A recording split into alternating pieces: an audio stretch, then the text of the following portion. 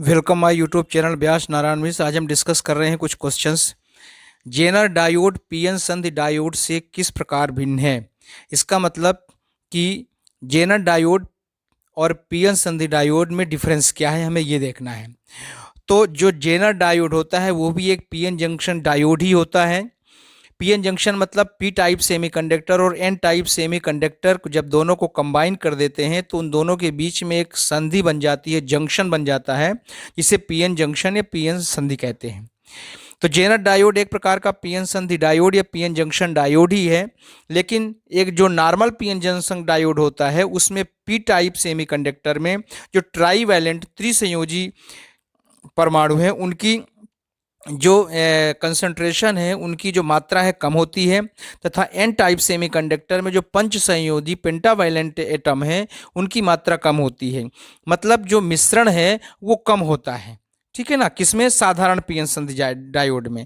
लेकिन यदि हम पी टाइप सेमीकंडक्टर में ट्राईवैलेंट मतलब त्रिसंयोजी परमाणु हम अधिक मिला दें और एन टाइप सेमीकंडक्टर में पंच संयोजी पेंटावैलेंट यदि हम एटम को ज़्यादा मिला देते हैं, अर्थात यदि अपमिश्रण ज़्यादा हो जाता है, मतलब इम्प्योरिटी यदि ज़्यादा होती है, ज़्यादा इम्प्योरिटी मिक्स होती है, तब उस पीएन जंक्शन डायोड को जेनर डायोड कहा जाता है। Zener diode normally forward bias में काम करता है और जो पीएन संधि डायोड है, पीएन जंक्शन डायोड है, ये जेनर डायोड रिवर्स बायस में काम करता है और जो पीएन संधि डायोड है ये फॉरवर्ड बायस में काम करता है, मतलब अग्र अभिनति में काम करता है। अगर पीएन संधि डायोड में हम पश्च अभिनति या रिवर्स बायस लगा देते हैं तो इतना अधिक सडनली करंट फ्लो होता है माइनॉरिटी चार्ज कैरियर के कारण कि जो नॉर्मल पीएन संधि डायोड है, पीएन जंक्शन डायोड है, वो खराब हो जाता है। पर चूंकि जेनर डायोड में मिश्रण ज़्यादा होता है, इसके कारण जो उसमें डिप्लेशन लेयर है वो ज़्यादा हो जाता है। जब उसको हम रिवर्स बायस में लगाते हैं, चूंकि जेनर डायोड रिवर्स बायस में काम करता है, तो उसका जो डिप्लेशन लेयर है वो और ज़्यादा हो जाता है। इसके कारण जब रिवर्स बायस में जो कि होल और इलेक्ट्रॉन पेयर प्रोड्यूस होते हैं, तो इसके कारण जो minority charge carriers suddenly flow होते हैं, तो चूंकि इसमें डिप्लेशन लेयर काफ़ी ज़्यादा होता है, इसके कारण जेनर डायोड खराब नहीं होता। तो ये दोनों में बेसिक डिफरेंस है। पीएन संधि डायोड में अग्र अभिनति और पश्च अभिनति से क्या तात्पर्य है? मतलब पीएन जंक्शन डायोड में अग्र अभिनति मतलब फॉरवर्ड बायस और पश्च अभिनति मतलब रिवर्स बायस हम कैसे अप्लाई करते हैं? तो जब पी टाइप सेमीकंडक्टर को पॉजिटिव पोटेंशियल से और या बैटरी के पॉजिटिव टर्मिनल से और एन टाइप सेमीकंडक्टर को बैटरी के निगेटिव पोटेंशियल से, निगेटिव टर्मिनल से या ऋणात्मक विभव से ऐड किया जाता है, तब इसे अग्र अभिनति या फॉरवर्ड बायस में कहते हैं। इसको याद करना है।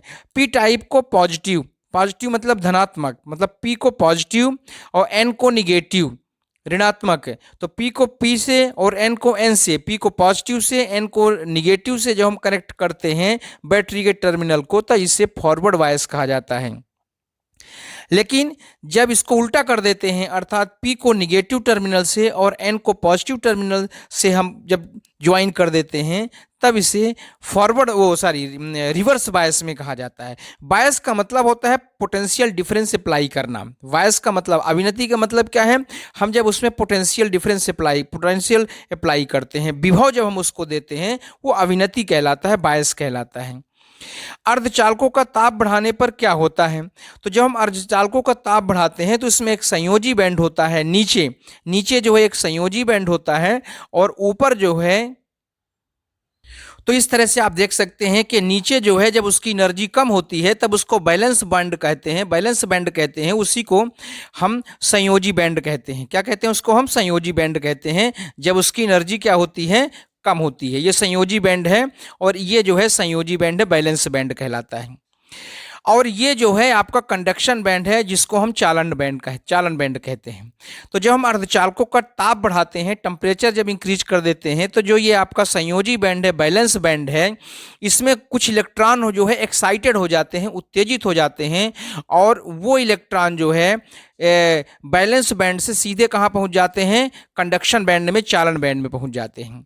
और जब इलेक्ट्रॉन चले जाएंगे कंडक्शन इसमें बैलेंस बैंड से, तो बैलेंस बैंड में एक वैकेंट प्लेस बचेगा। चूंकि इलेक्ट्रॉन जहां से चले जाएंगे तो वो स्थान खाली हो जाएगा, उस खाली स्थान को ही होल कहा जाता है। होल जो है पॉजिटिव होता है, चूंकि इलेक्ट्रॉन निगेटिव होता है, और इलेक्ट्रॉन जिस जगह से जाएगा वो जगह खाली हो जाएगा। तो चूंकि इलेक्ट्रॉन निगेटिव जाता है, इसलिए उस जगह को पॉजिटिव की तरह बिहेव करते हैं। अब जैसे जैसे हम ताप इंक्रीज करते जाते हैं, संयोजी बैंड में होलों की संख्या बढ़ती जाती है। क्यों? क्योंकि जैसे जैसे हम ताप इंक्रीज करेंगे तो अधिक से अधिक इलेक्ट्रॉन जो है आपके बैलेंस बैंड से संयोजी बैंड से कंडक्शन बैंड में जाएंगे। तो जब अधिक से अधिक इलेक्ट्रॉन जाएंगे तो जो ये आपका बैलेंस बैंड है, इसमें अधिक से अधिक जो है वैकेंट प्लेस हो जाएगा, मतलब होलों की संख्या क्या हो जाएगी, बढ़ जाएगी। और जो आपका ये चालन बैंड है, कंडक्शन बैंड है, इसमें इलेक्ट्रॉन क्या हो जाएंगे, बढ़ जाएंगे। तो इस तरह से जब हम टेम्परेचर बढ़ाते हैं तो कंडक्शन बैंड में इलेक्ट्रॉन की संख्या ज़्यादा हो जाती है और बैलेंस बैंड में होलों की संख्या ज़्यादा हो जाती है। फलस्वरूप इसकी जो कंडक्टिविटी है, चालकता क्या हो जाती है, बढ़ जाती है। लेकिन अगर हम यही टेम्परेचर हम चालक का बढ़ाते हैं, किसी मेटल का बढ़ाते हैं, तो उसकी जो चालकता कम हो जाती है। उसका कारण है क्योंकि चालक अथवा मेटल में ये बीच का जो गैप होता है, इसे हम बोलते हैं फॉरबिडन गैप। क्या बोलते हैं? Forbidden gap. तो जब मेटल या चालक होता है तो उसमें ये फॉरबिडन गैप नहीं पाया जाता। तो जब फॉरबिडन गैप नहीं पाया जाता, मतलब उसके संयोजी बैंड, और इस तरह से इसके जो संयोजी बैंड हैं, और ये जैसे संयोजी बैंड है और ये आपका क्या है, कंडक्शन बैंड है, ये एक दूसरे से ओवरलैप होता है। इनके बीच में जो है ये फॉरबिडन गैप नहीं पाया जाता है। मतलब इलेक्ट्रॉन जो एटमॉस्फेयर से या रूम टेम्परेचर से थोड़ा भी टेम्परेचर अगर गेन करता है, जिसको हम थर्मल एजिटेशन या ऊष्मीय प्रक्षोभ कहते हैं, उसके कारण वो कंडक्शन बैलेंस बैंड से कंडक्शन बैंड में और कंडक्शन बैंड से बैलेंस बैंड में वो मूव करता रहता है। क्योंकि चालक में, मेटल में सफिशियंट नंबर ऑफ इलेक्ट्रॉन होते हैं पहले से ही। अगर हम टेम्परेचर इंक्रीज कर देंगे तो जो नंबर ऑफ इलेक्ट्रॉन है वो और ज़्यादा हो जाएगी, नंबर ऑफ इलेक्ट्रॉन बढ़ जाएंगे। अब होगा क्या कि जब इलेक्ट्रॉनों की संख्या बहुत ज़्यादा हो जाएगी तो उनका आपस में कोलिजन होगा, संघट्ट होगा, और जब कोलिजन होगा, संघट्ट होगा, तो वो एक दूसरे की स्पीड को कम करेंगे। इसका मतलब वहाँ एक रेजिस्टेंस पैदा हो जाएगा, इंटरनल रेजिस्टेंस पैदा हो जाएगा। और यही कारण है कि चालक का अथवा मेटल का, धातु का, यदि हम ताप बढ़ाते हैं तो उसकी चालकता क्या हो जाती है, घट जाती है। लेकिन अर्धचालक में इसके उल्टा होता है, क्योंकि इसमें नंबर ऑफ इलेक्ट्रॉन सफिशियंट नहीं होते। यदि हम ताप बढ़ाते हैं तो नंबर ऑफ इलेक्ट्रॉन सफिशियंट हो जाते हैं, और जब नंबर ऑफ इलेक्ट्रॉन पर्याप्त हो जाएंगे तो उनकी चालकता बढ़ जाएगी। तो ये इंपॉर्टेंट क्वेश्चन हमने डिस्कस किया। कोई डाउट हो तो कमेंट बॉक्स में कमेंट कर सकते हैं। Thank you very much.